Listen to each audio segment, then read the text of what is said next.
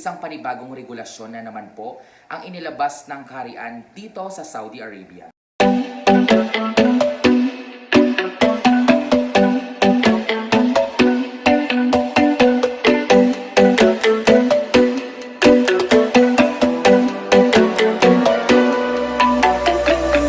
So what's up mga ka-chains? Welcome back to my YouTube channel. This is Shinito Ong and welcome to my vlog.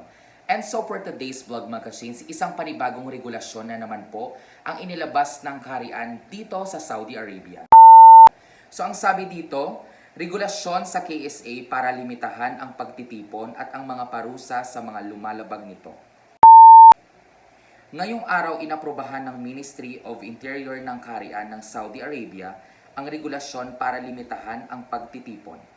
Basahing mabuti ang regulasyon Part 1 and Part 2 upang hindi tayo makalabag nito at maiwasan ang mga parusa at bayarin.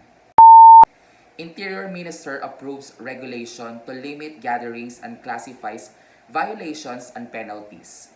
Ito ay nanggaling sa Riyadh, May 7, 2020.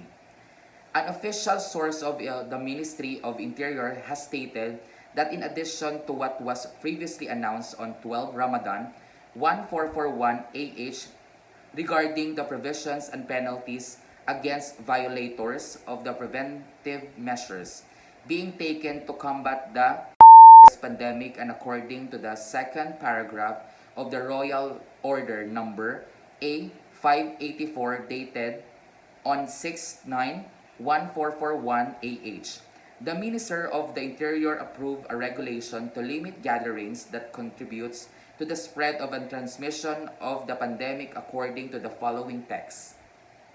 First, the regulations aims to impose social distancing and organize and reduce human gatherings that are direct cause of the outbreak of to ensure that is contained and controlled. Second, gatherings in these regulations are any gatherings for more than one family or any gatherings according to what was referred to in item 3 or these regulations consisting of 5 persons or more than one specific space and not linked by a residence relationships. Third one, gatherings are prohibited in all their forms, shapes, and locations and include the following: family gatherings, example, gathering inside the homes, rest houses, or farms for more than one family. Non-family gatherings, example, gatherings inside homes, rest houses, farms, camps, chalets, or open areas for the residents of one neighborhood or others. Gatherings and social events, weddings, funerals, parties, seminars, salons, and etc. Labor gatherings, example, a group of workers' houses or buildings under constructions or rest houses, farms, etc. other than their homes. Next, gatherings in authorized shops, example, a gathering of shoppers or workers inside and outside of a store exceeding numbers of stipulated in the precautionary preventive measures. Fourth, gatherings in all their forms, shapes, and locations, whether within or outside neighborhoods and cities, shall be controlled by security units designated for this purpose, in addition to the authorities providing the private sector establishments. Fifth, whoever attends calls for causes gatherings is in violation of the provisions of this regulation. 6. Preventive and precautionary measures with any update made on them and violations related thereto and the penalties resulting for violation, them shall be published in the official media. 7. All individuals and entities from the public and private sectors must strictly adhere to the approved restrictions or instructions related to health safety requirements and rules for social distancing and prevention gatherings in all forms and shapes of locations. 8. Anyone who knows about any gatherings that violate the provisions of this regulation must inform the competitive authority or the competent authority of the places of its occurrence on the toll-free number 999 in all regions of the Kingdom of Saudi Arabia, except for Makar regions on number 911. Interior Ministers approve regulations to limit gatherings and classifies violations and penalties Part 2. Riyadh, Thursday, 1/4/41, 9/14/2020, 5/7. The Ministry of the Interior also approves the classification of violations and penalties against gatherings according to the first article of the provisions and penalties for violators of precautionary and preventive measures being taken to confront this pandemic issued by the Royal Order referred to above mentioned according to the following. The penalty for family gatherings inside homes, rest houses, or farms for more than family without having a resident relationship is 10,000, or let's just say equivalent to 130,000 in the Philippine peso. Next is the penalty for non-family gatherings inside the homes, rest houses, farms, camps, chalets, or open areas for the residents of the neighborhood or other is 15,000 SR. So equivalent to the Philippines is 195,000.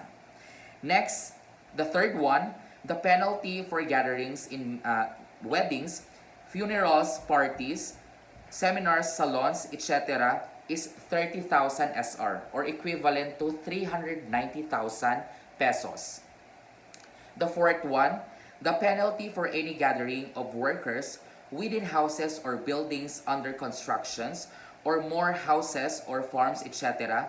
other than their homes is 50,000, or let's just say 650,000 in Philippine peso. And the fifth one, the penalty for any gatherings of shoppers or workers inside or outside stores exceeding the number of stipulated in the precautionary and preventive measures is 5,000 for each person. Exceeding the stipulated numbers by more than 100,000 or is equivalent to 1.3 million pesos.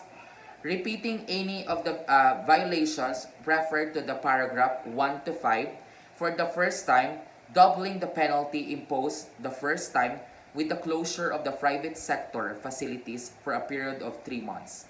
7.